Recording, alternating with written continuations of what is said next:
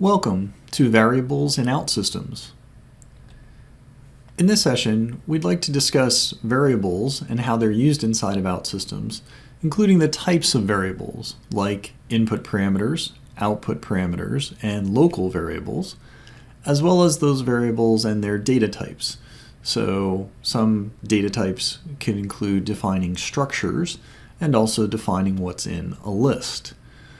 So let's get started. Inside of OutSystems, variables are locations in memory that can hold data. They will hold data of a particular data type, and that could be any data type that we want it to be. Now, variables are defined and will exist in a particular scope. So that means that the value can be accessed and modified for that variable inside of that scope. If the execution leaves that area or scope, then the variable will be destroyed. And inside of OutSystems, variables can be input parameters, output parameters, or local variables. So here we can see an example of a server action, and this server action is book room. So server actions are different types of logic, and this logic for booking a room has several inputs, like the check-in date, the check-out date, and the number of guests. It has some outputs, the room number and the room price, and it has a local variable that is just a room, that it will hold information about the structure of that room.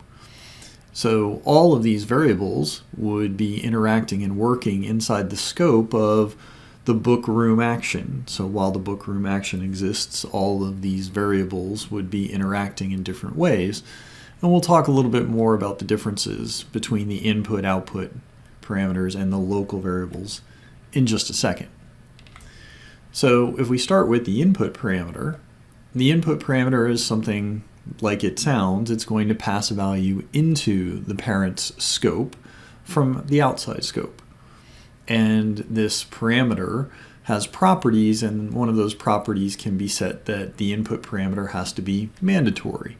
And if that's set, that means that that parameter has to have a value assigned to it when it's going to be passed in.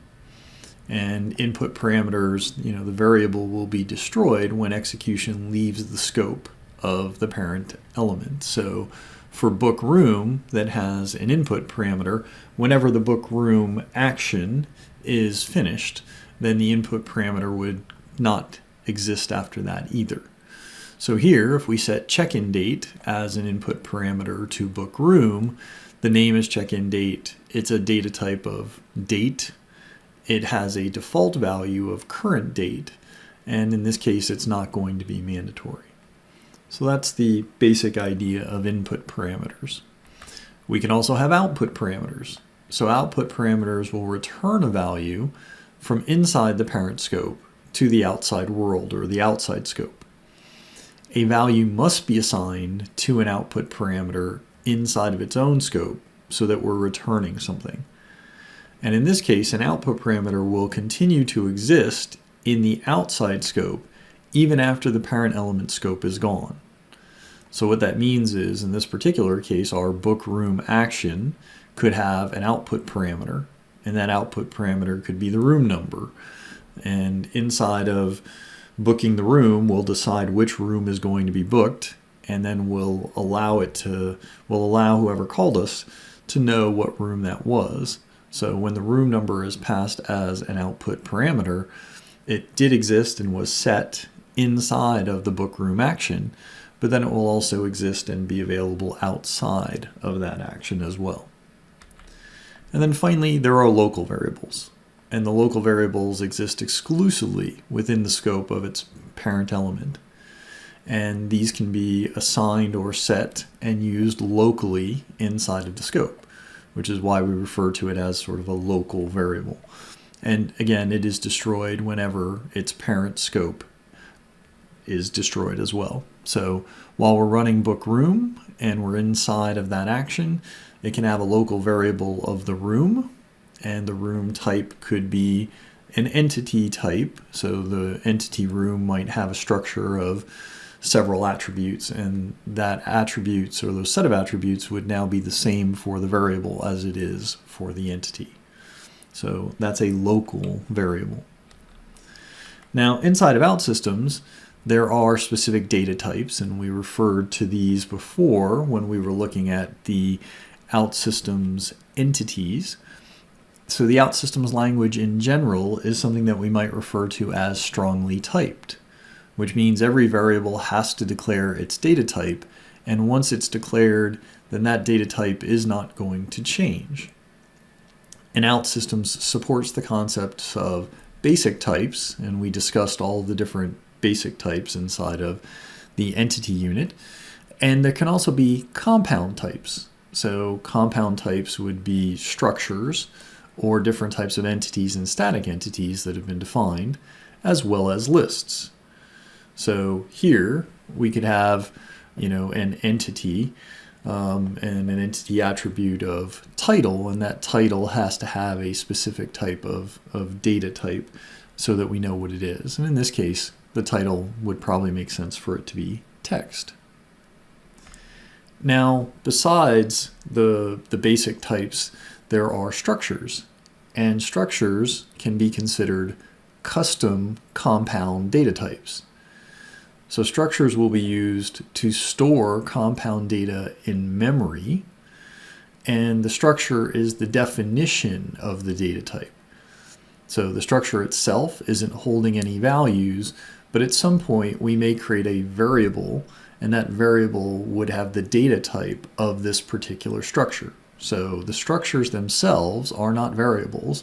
The structures are the definition of the structure of the type, and then the structure's data type is the collection of all of the simple and compound data types that have been grouped together inside of this structure.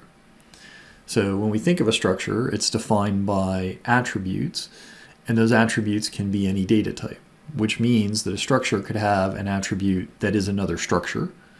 A structure can have an attribute that is an entity type, and the structure can have something that is a list or even just a basic type.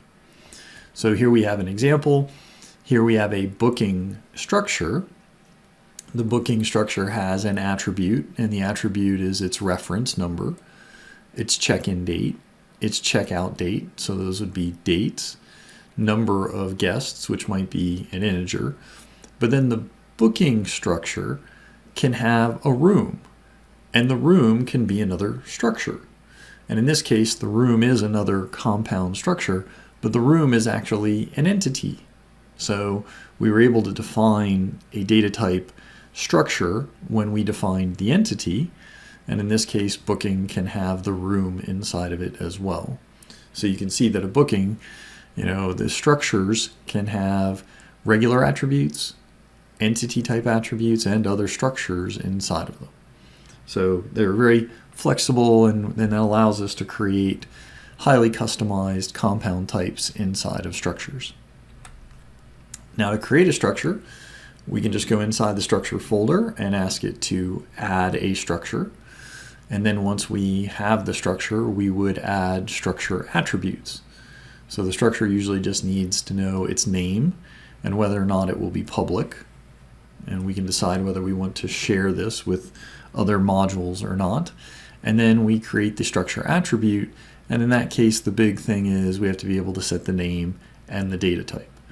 And we can actually set whether or not an attribute like the room is something that is mandatory. Now you may be saying, okay, earlier you said the structure wasn't the variable, so how can one of these be mandatory? Well, in this case, it won't be mandatory until a variable of this type gets created, but we can, inside of the structure, say that anytime this structure has one of whatever this attribute might be, that it should have a mandatory, there should be one of these as part of that structure.